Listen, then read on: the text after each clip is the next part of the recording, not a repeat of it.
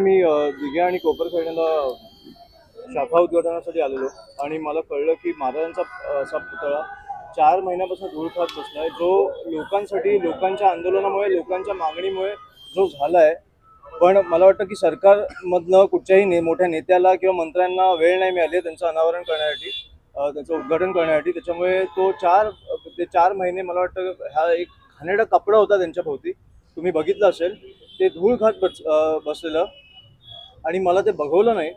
म्हणून आम्ही आज, मला वाटतं की माझी पहिली राजकीय केस किंवा जे काय आहे ती महाराजांसाठी असेल तर मला खूप आनंद होईल त्याचा.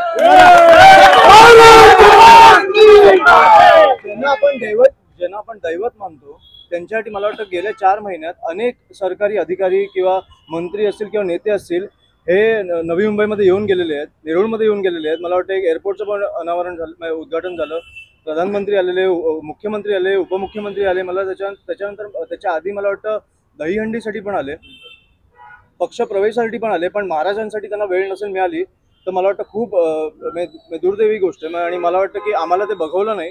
मला आज कळलं की असा एक कपडा बांधून महाराजांना ठेवलाय. त्याच्यामुळे मला वाटतं की आम्ही सर्व महाराष्ट्र सैनिकांनी तो एक हे घेतला की आम्हाला असे बघायचे नाहीत महाराज.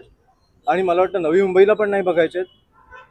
तर नवी मुंबई आणि सगळ्यांच्या दर्शनासाठी मला वाटतं महाराज आता तुमच्या समोर आहे.